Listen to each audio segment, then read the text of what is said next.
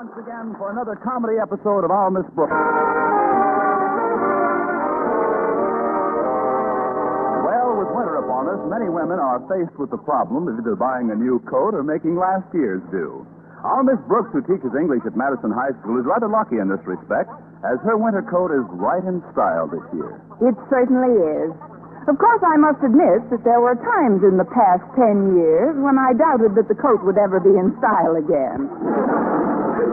But after all the wear it's taken, it's pretty much of a rest. And last week I decided that somehow I had to get myself a new one.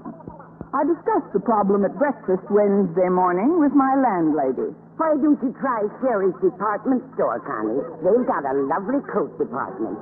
They've got lovely prices, too, Mrs. Davis. Well, there must be something you can afford that'll keep you warm. Oh, there is. It's just that I don't like to go to school wearing a surplus army blanket. I wish I could help you, dear, but with the holidays so close and all. Oh, please, Mrs. Davis, I wouldn't think of borrowing from you. Why, if I just had the money I owe you for back rent, I could buy 2 coats. I wish you wouldn't talk that way, Connie. It makes me feel guilty. I guess you'll just have to make your old winter coat do. Have you seen the old gray thing lately, Mrs. Davis? No, dear. Where do you keep it? I left it draped over a living room chair last night to air out. If it hasn't rejoined the wolf pack, it's still there. Oh, for heaven's sake. Was that your coat? Uh-huh. I'll bring it right in off the clothesline. Off the clothesline? Yes, I mistook it for an old rug this morning. Why, I must have beat that thing for 20 minutes. Well, good. It deserves it. Just let it hang there until after breakfast. So that's your coat. While I was fracking away, I said to myself, why am I fracking away? This thing isn't even good enough to step on anyway. Now I know I need a new coat. Say, maybe if I wrote my folks a letter explaining my predicament. Oh, no, that wouldn't work. Why not? They'd write me explaining theirs. Oh, I'm glad you mentioned letters, dear. I meant to return a letter to the postman that came 3 days ago. What kind of a letter? It was addressed to a Mr. Luther Sneed in care of Margaret Davis. Now, I know that Margaret Davis lives here because I'm Margaret Davis. But there's certainly no Luther Sneed. Oh, but there is, Mrs. Davis. I'm Luther Sneed. Oh, maybe I better get you a glass of water, dear. Oh, there's nothing wrong with me, Mrs. Davis. Where's the letter? Right here on the sideboard. I've got to see what it says. Oh, Mrs. Davis, I've won. I've won the contest. Good. I always knew you had it in you, Luther. What kind of a contest did you win? Last Saturday's football contest in the Morning Dispatch. Really? What do you get for winning? A gift certificate at Cherry's store for a $75 man's suit. That's nice. Wear it in good health, dear. You don't understand, Mrs. Davis. The football contest was open only to men. That's why I had to enter under an assumed name. Oh, but Connie, I didn't think you were so interested in football. Well, I'm not, but Mr. Boynton's been needling me lately about my lack of knowledge of the sport. So to keep him quiet, I decided to prove I knew as much as anybody. Well, this certainly proves it all right. However did you manage to pick all those winners? With a good thick blindfold and your hat pin. Isn't it wonderful, Mrs. Davis? Now I can sell this certificate at a bargain rate to some man and get enough for a down payment on a new winter coat. Of course you can. You can sell it to somebody at school. A teacher, perhaps. Oh, I couldn't afford to sell it that cheap. No, Mrs. Davis. You know, the only one at school who might be able to buy it is Mr. Conklin. Yes, all I have to do is to convince him that he needs a new suit badly, and I'm sure I can make a deal. I hope so, dear. Oh, would you like some more coffee? No, thanks. I haven't got time. Walter Denton isn't picking me up this morning, so I'd better get going. What's the matter with Walter? Nothing's the matter with him. It's his car. He had a little trouble with a wheel yesterday. A wheel? Yes, it rolled down the sewer.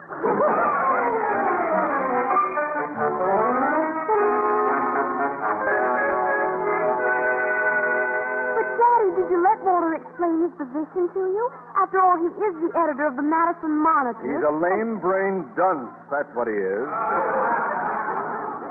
Imagine wanting to start a football contest in the school paper. But, Daddy... I'm unalterably opposed to contests of any kind.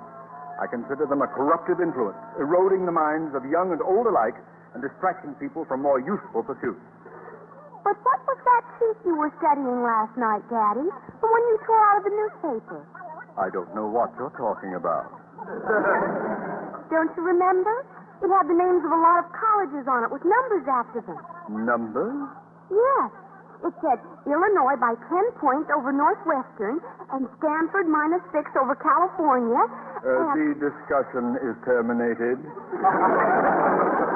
I was only perusing that column in an effort to fathom what people saw in such context.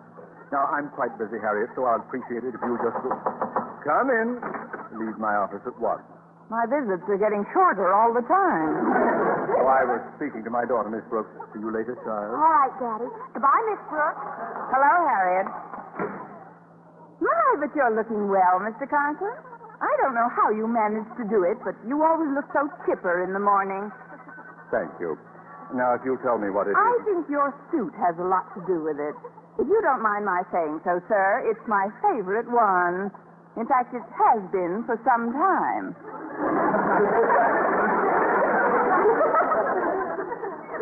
I'm glad you like it. Now, if Oh, I'm not alone in the opinion, Mr. Conklin. Every teacher at Madison who has an ounce of sentiment likes that suit. Sentiment? Yes, sir. You know, there are certain things that we teachers look forward to each day. The old cracked brick walk out front, the old ivy clinging to the old walls, the old initials hacked into the old desk, and your suit. Well, I admit, Miss Brooks, that this suit isn't new, but it just so happens that my wife is crazy about it. She's told me any number of times how much she likes to see me in it. Oh, so do we all, Mr. Conklin. We love to see you in it. And we like to see ourselves in it, too. Many's the time I've followed you down the hall, powdering my nose. That will do, Miss Brooks. If this suit seems a bit shiny to you, it's only because of the nature of the garment itself. You see, it's a sack. Ain't it the truth? Isn't it? But after all, why should you care how you look? You're just a hard-working principal of a high school, not some wealthy plumber. For your information, Miss Brooks, I care a great deal about my appearance. In fact, I was on my way downtown yesterday to see about a new outfit. Oh, now that is a coincidence, Mr. Conklin. It just happened. I never got there, of course, thanks to the involved discussion I got into with Madison's idiotic editor, Walter Denton. Imagine that oaf wanting to hold a football contest in the Monitor. Well, he knows where I stand on such skullduggery now. Skullduggery? I consider contests of all types nothing but a low form of gambling. And newspapers or anyone else who sponsors them are accessories to the delinquency of a community. Moreover, anyone under my jurisdiction, teacher or student, who is caught participating will have to answer to me. Now then, why did you stop by my office, Miss Brooks? I just wanted to powder my nose. That is, I thought you might want to tell me about something. Some extra work I could do for you, or Miss Brooks, scrub the floors. Stop percolating and speak. Oh, what's the certificate you're clutching in your hand? What certificate? Let's see that. A $75 gift order on the men's clothing department of Sherry's from the Morning Dispatch and made out to Luther Sneed. Miss Brooks, what are you doing with Luther Sneed's certificate? Nothing, Mr. Conklin. You see, I'm Luther Sneed. Yes, sir, that's me, Luther Sneed in the flesh.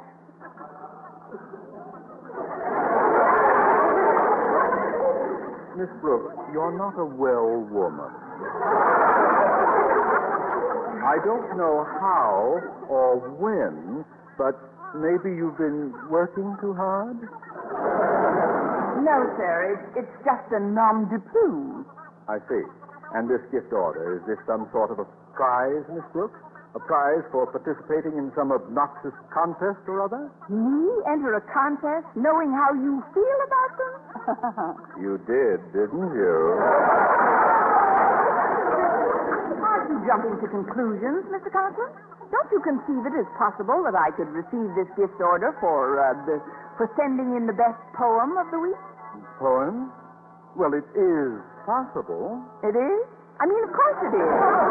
But that's what I did.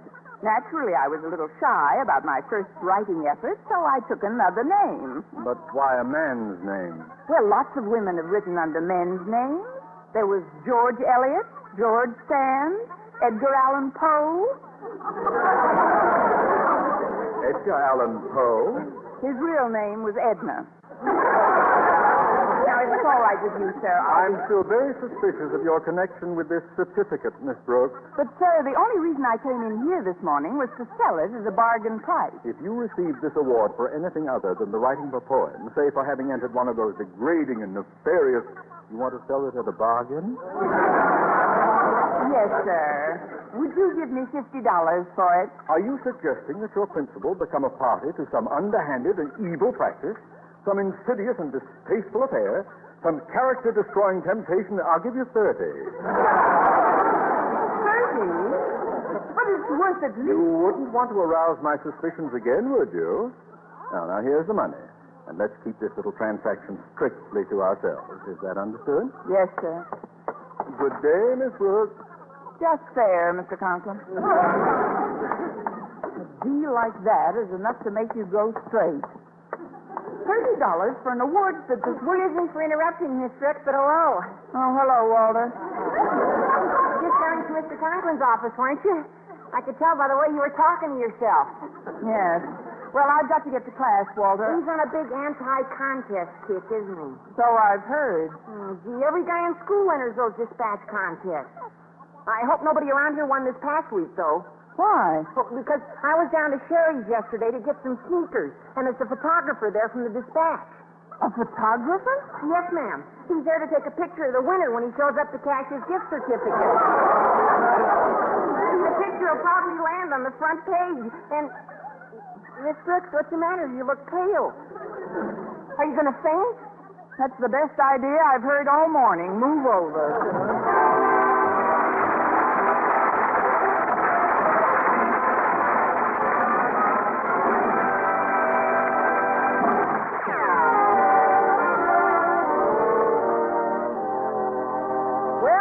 Some very high-priority worrying during the morning, and when lunchtime came, I met Mr. Boynton in the school cafeteria and poured out my miserable story. He listened attentively, and after careful consideration, Mr. Boynton came through with one of his customary clear-headed and sympathetic statements. I'd sure hate to be in your shoes. It would be a little crowded at that. But that's hardly an answer to my problem, Mr. Boynton. Oh, dear, I'm so upset I can't even eat. Oh, nothing should be that upsetting, Miss Brooks. Now, let's see if I've got this thing straight. You won this football contest under an assumed name, right? Right, Luther Sneed. Then you sold the gift certificate calling for a man's suit to Mr. Conklin after telling him you received it for sending in a poem, right? Right. You promised to keep the transaction a secret, and now, knowing Mr. Conklin is violently opposed to giveaway games, you learn that a photographer is waiting to take a picture when he goes down to cash in the prize, right? Right. You know something, Miss Brooks? What? No, I can't eat either. Oh, if only I didn't sell the certificate to him. That's my feeling exactly. Well, certainly you could have thought of some faculty member who might need a new suit. Didn't it occur to you that I might be open to a suggestion? After 4 years, no. That is, I didn't think you'd want to spend the money. Well, as I see it, there's only one way out for you, Miss Brooks. All right. You hold the steak knife, and I'll fall on it. No, you've got to get the certificate back from Mr. Conklin. He's just starting his lunch over by the window. But he thinks he got a great bargain at $30. He'll never sell it back to me. There are other ways of getting things, Miss Brooks. Well, let's see. He's probably got the slip in his inside coat pocket. All you've got to do is get it out of there without his knowledge, and your worries are over. At least for 5 years, till my parole comes up. You can return his money later. Meanwhile, you have your prize back. Yes, but if I go down to Sherry's and get my picture taken, he'll know I lied about the poem. And if I don't go down, I'm out of $30. Well, not necessarily. I'll take the certificate off your hands. You will, Mr. Boynton? Well, certainly. I'll be happy to give you $20 for it. But we haven't time for financial details. You've got to get your hands on Mr. Conklin's coat. Yes, but how? Well, right in front of him is a plate of food, cup of coffee, and so forth. If something accidentally spilled on him, one could volunteer to have his coat cleaned for him, couldn't one? One could do the best cleaning job one ever saw. Mr. Boynton, your period of indoctrination is over. You've made the varsity. Now wait here and keep your fingers crossed. Good luck, Miss Brooks. Good afternoon, Mr. Conklin. You enjoying your lunch? So far. Have you and Mr. Boynton finished yours? Oh, did you see us all the way across the room? I did. Your conspiratorial huddle was unmistakable. Conspiratorial? It looked like a meeting of the underground. That's a hot one, Mr. Conklin. May I sit down? You may sit down on one condition, Miss Brooks. What's that? That you do not spill anything on my coat and then offer to clean it in a feeble attempt to regain the certificate you sold me this morning because you can get more money for it elsewhere. Yeah. Well, bye.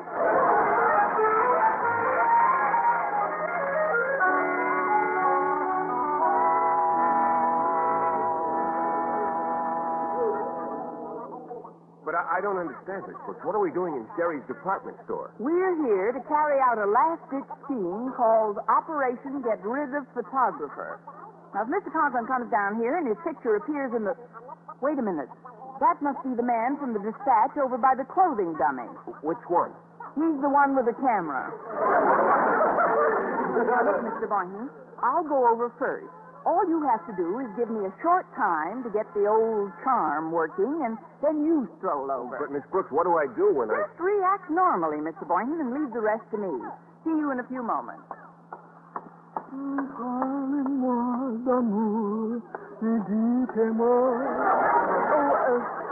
Pardon me, but could you tell me where I can find the ladies' coat department, you handsome dog, you? Shove off, lady. I'm married. Oh, I see you have a camera with you. You must be a newspaper photographer. I can't think of anything more fascinating than being a newspaper photographer. I've been married for 18 years. It's such interesting work. I got 3 kids. You know, I've always wanted to learn something about photography. I'll bet a sweet, patient, intelligent person like yourself could teach me plenty. 2 of them are bigger than I am. Look, lady, I'm here to take a picture for the dispatch. That's my job, and that's all I... Hello, Miss Brooks. Mr. Boynton, thank heavens you got here in time to protect me. To protect you from what? From this masher, that's what. Masher? Masher? This roughneck tried to get fresh with me. Fresh? Fresh? Let's not stand around like the Andrews sisters. This stranger made advances, Mr. Boynton. What did he do, Miss Brooks? He asked me for my phone number. He did? I did? Yes, he did, Mr. Boynton.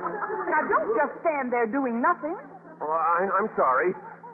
The number is Ridgeview 8473. But I didn't want a phone number. I just... Are you going to stand idly by and let these insults go unavenged? Don't you think you ought to ask this man to go out in the back with you for a while, Mr. Boynton?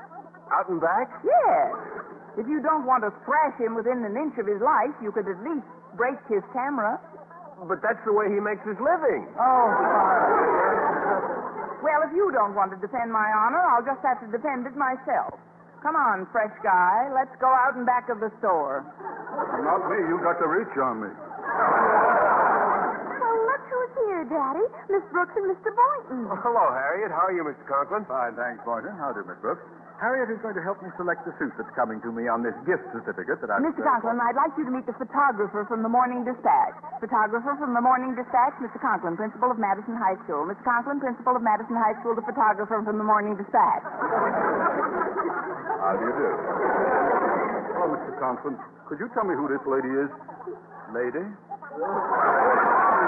Oh, Miss Brooks. She's a teacher at Madison High.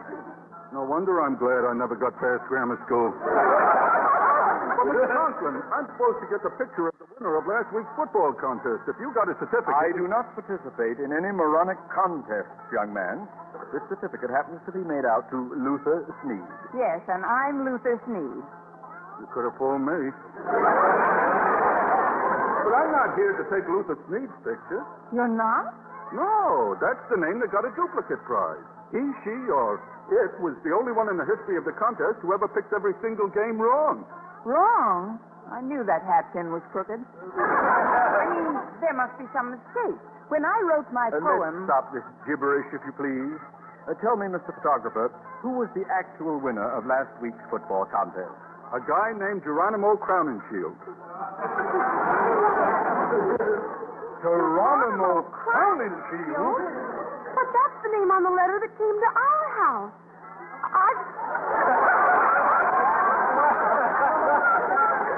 I've been carrying it around since Monday to return to the postman. Where is it, child? Let's have it. Hand it over. Hand it over. Quick. Give it to me. Here it is, Daddy. Will you give it to the postman? Don't bet on it. I'll just hang on to this for a while, Harriet. You never know when Geronimo will return to our house. Return? Certainly. He was that friend of mine from out west. Friend? Don't you remember, with all those scalps dangling from his belt?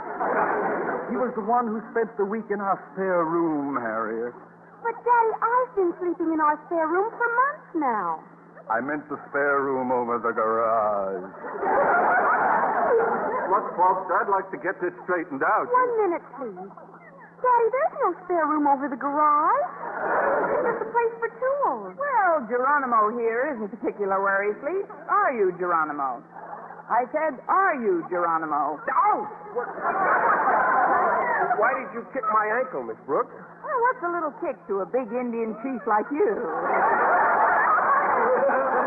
Harriet, you should have told Geronimo you had his letter.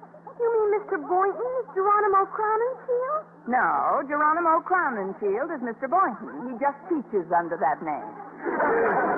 Now, just a moment.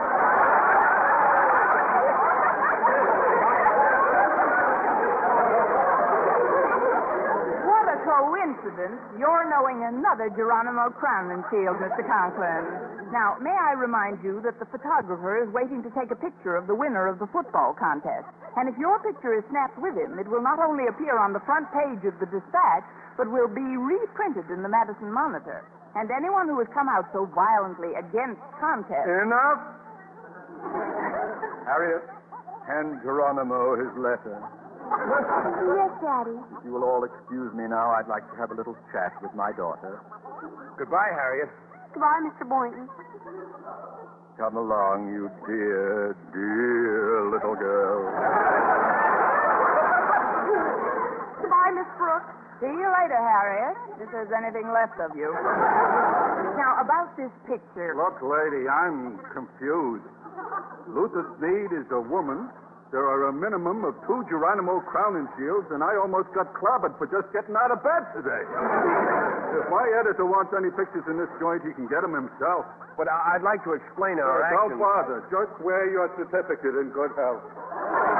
So long, Brown Eyes. It's just as well there's no publicity, Mr. Boynton. It would only inflame Geronimo Conklin. Well, I still don't know exactly what happened, but this certificate calls for a $75 suit, Miss Brooks. And since I owe it all to your efforts, I'm going to give you $25 in cash. $25? Yes, and honestly, Miss Brooks, I could kiss you for what you've done. You could kiss me and give me $25? Of course. Well, better kiss me first. You may have change coming.